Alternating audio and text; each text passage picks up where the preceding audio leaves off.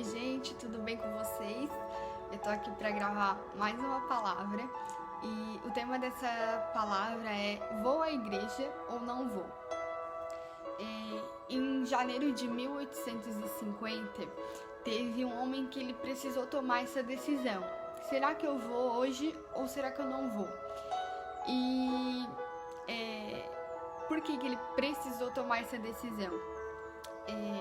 Lá na sua cidade, em Colchester, na Inglaterra, ele estava nevando e ele e muitas outras pessoas ficaram com essa dúvida. E agora? Vou à igreja com esse tempo ou não vou? E aqui em Santa Catarina a gente não costuma ver muito neve, né? Tem algumas cidades que costuma cair, como Bom Jardim da Serra, Urupema, Urubici, né? Tem algumas cidades que costuma cair neve, mas não é tão comum, né? Só que tem lugares, tem países e tem cidades que cai muita neve. E nesse dia, né, nesse domingo, as pessoas ficaram impedidas de ir na igreja por causa da neve, inclusive o pastor. E John Wesley, ele conseguia ir, e ele pensou, poxa, mas se eu não ir, se nem eu que sou diácono não vou, como que as outras pessoas vão? E aí ele tomou a decisão de ir. Chegando lá, algumas pessoas até sugeriram para que eles voltassem para casa, mas ele falou, a gente caminhou, ele tinha caminhado 10 quilômetros, a gente caminhou tanto para chegar aqui, agora voltar embora? Não, a gente vai realizar o culto. E também porque tinha um visitante. Tinham 13 pessoas, 12 pessoas e um visitante. E daí ele disse, não, nós vamos realizar o culto. E daí, como ele era o único diácono, né, a única pessoa que poderia pregar, ele foi pregar. Ele nunca tinha feito isso antes, mas ele era o único ali que poderia fazer aquilo, então ele pregou. E ele não foi muito, ele não tinha tanta eloquência para pregar, ele não tinha tanto conhecimento, ele era um pouco leigo, sabe? Porque ele nunca tinha feito aquilo. E mesmo assim ele pregou. E aí, o que mais é lindo nessa história de John Wesley é que adivinhem quem estava na plateia? Spurgeon, né? Esse homem que eu falei nos últimos 4 vídeos dele. Então ele pregou ali por volta de 15 minutos e o sermão que ele trouxe naquele domingo tá lá em Isaías 45, versículo 22, que diz assim: povos do mundo inteiro, voltem para mim e eu os salvarei, pois eu sou Deus e não há nenhum outro.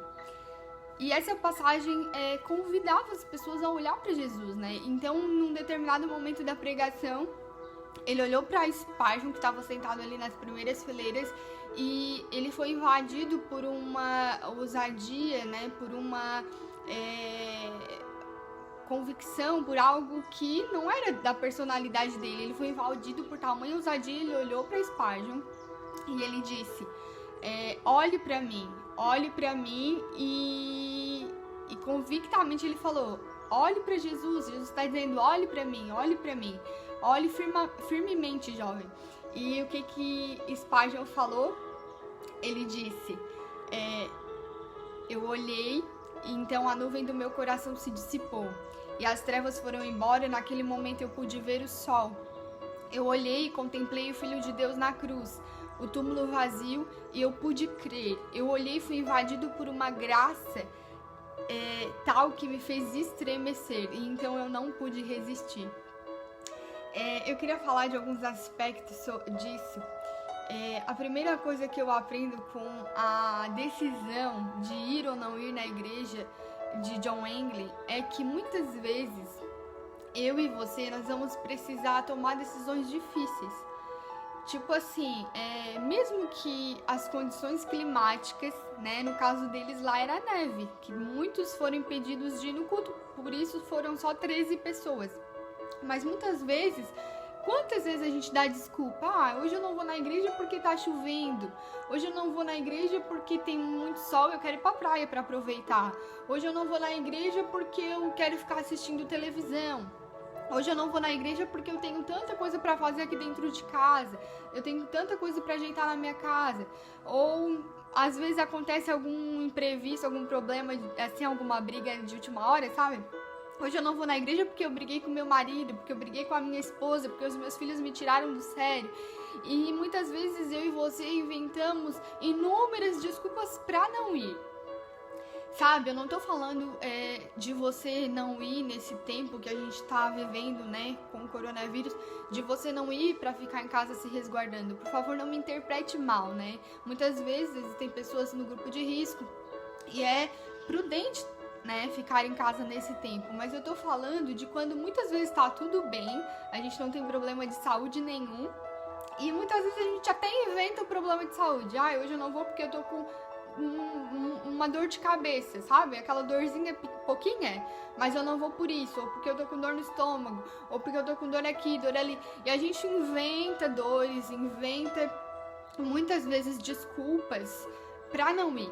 Ou até, muitas vezes nem são desculpas, são coisas que realmente aconteceram.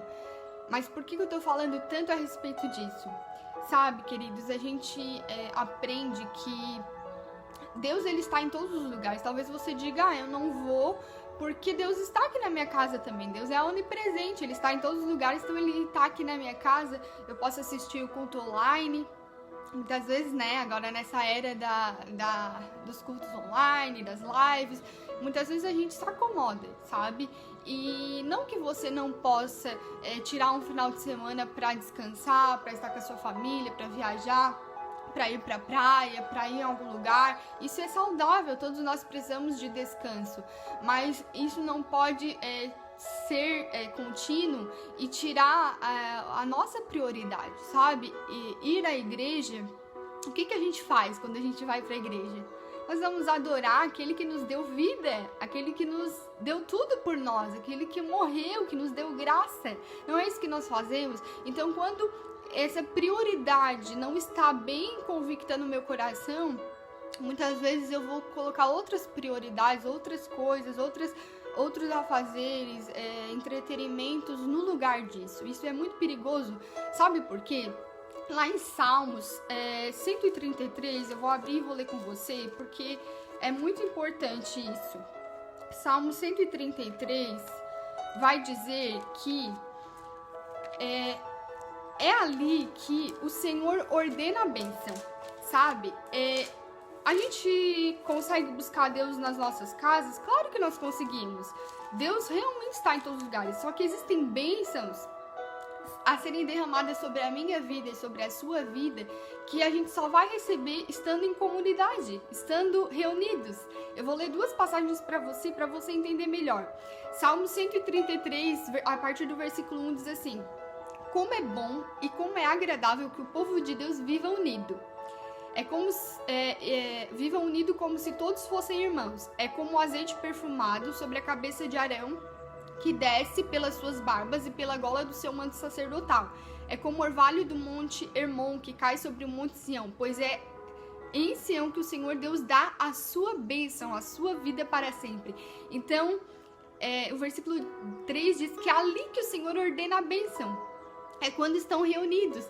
E Atos, eu anotei aqui, Atos capítulo 2, versículo do 1 a 4, vai dizer assim, ó: e cumprindo-se o dia de Pentecostes, estavam todos reunidos no mesmo lugar. Então isso é o quê? É a igreja, todos reunidos no mesmo lugar. E de repente veio do céu um som como de um vento impetuoso e encheu toda a casa que eles estavam assentados, e ali foram vistos línguas repartidas como de fogo, os quais pousaram sobre eles, e todos foram cheios de dom, começaram a falar em outras línguas. O Espírito Santo concedia coisas ali. Então é nesse lugar reunido que eu e você vamos receber dons, vamos receber bênçãos, sabe? Se John Wesley não tivesse ido naquele dia, se ele não tivesse pregado, mesmo sem ter tanta eloquência, tanto conhecimento, mesmo sem ter experiência, ele não teria impactado a vida daquele jovem Spurgeon. Ele tinha apenas 13 anos, mas ele foi levantado por Deus, e aos 20 anos ele já tinha pregado mais de 600 sermões, sabe? E isso fez toda a diferença na vida dele. Em todos os artigos que eu li, a respeito de John England Spurgeon, dizia assim: talvez Deus não te chamou para ser Spurgeon, mas Deus te chamou para ser John England. Sabe, a gente precisa de mais John Englands nas nossas igrejas. Pessoas que querem ir quando ninguém quer ir. Pessoas que estão lá botando a mão no arado quando ninguém quer colocar, sabe? E outra coisa que eu aprendo muito com a história de John England, de Spurgeon, todo esse contexto, é que muitas vezes Deus vai nos usar além das nossas habilidades, sabe? Por isso que é bom a gente ler a Bíblia, né? Essa semana eu tava lendo Provérbios, no começo da semana, e eu lembrei desse versículo quando eu estava preparando essa palavra. Em Provérbios, capítulo 21, versículo 30, diz assim: a sabedoria, a inteligência e o entendimento das pessoas não são nada diante da presença do Senhor. Na nova tradução da linguagem de hoje diz assim, talvez a sua tradução é um pouquinho diferente, mas toda a nossa sabedoria, nossa inteligência, nosso entendimento não são nada diante daquilo que Deus quer fazer. Então talvez eu e você não fazemos, não pregamos, não falamos de Deus para as pessoas, não inovamos, sabe? Porque a gente tem medo, porque a gente acha que não é bom o suficiente. Talvez você diga assim, mas eu não tenho tanta informação, eu leio a Bíblia, mas eu entendo pra mim, eu não entendo pra falar pros outros, eu não consigo, eu não sei orar direito. E Deus quer usar você independente disso, sabe? Você já viu quando existem pessoas que elas falam e a simplicidade, as experiências que elas vivem com Deus, a sua vida fala mais do que as palavras. Então aquela pessoa abre a boca e você fica, uau, que lindo, é Deus. Porque não é sobre capacidade, não é sobre eloquência, não é sobre conhecimento, não é sobre sabedoria. Provérbios 21:30 diz isso não é nada diante da presença do Senhor. O Senhor usou Moisés e Moisés disse: quem sou eu para ir ter com o faraó e tirar os israelitas do Egito? Você pode ler lá em Êxodo 3:11. Jeremias disse: Senhor, Javé, eu nem sei falar porque eu sou apenas uma criança, eu pareço uma criança. Você pode ler Jeremias 1:6. Isaías disse: ai de mim, ele gritava, eu estou perdido porque eu sou um homem de lábios impuros. Eu cometo muitos erros com a minha boca, ai de mim, Deus me escolheu, ai de mim, sabe? Todos eles se sentiam incapazes. Gedeão pediu inúmeras provas ali para o Senhor, porque ele se sentia incapaz, ele se sentia com medo, mas mesmo assim esses homens foram usados por Deus. John England foi usado, mesmo não tendo tanto conhecimento, tanta eloquência, mesmo não tendo experiência como pregador, ele foi usado. Deus vai usar a mim e a você independente. Sabe, eu oro para que essa palavra fale ao seu coração. E quando vier um pensamento à sua mente, vou ou não vou à igreja? Pense nessa história. Se John England não tivesse ido, quantas pessoas não teriam conhecido a Cristo, a Deus, através de Spurgeon, né? Quantas pessoas não teriam ouvido os sermões, as pregações dele, desse grande homem que deixou um legado indescritível, né? Então pense nisso. Muitas vezes, a neve ali foi um caso, como é que eu posso dizer, convincente, né, para algumas pessoas não irem, porque realmente até o pastor ficou impedido de ir. Mas existem outras situações que não são a neve que nos impedem, são outras coisas. Então pense, o que tem me impedido muitas vezes de buscar Deus, de tê-lo como prioridade, de viver reunido, de muitas vezes perder as bênçãos do Senhor, que o Senhor só derrama ali naquele lugar. Reflita nessa palavra, Deus abençoe seu dia.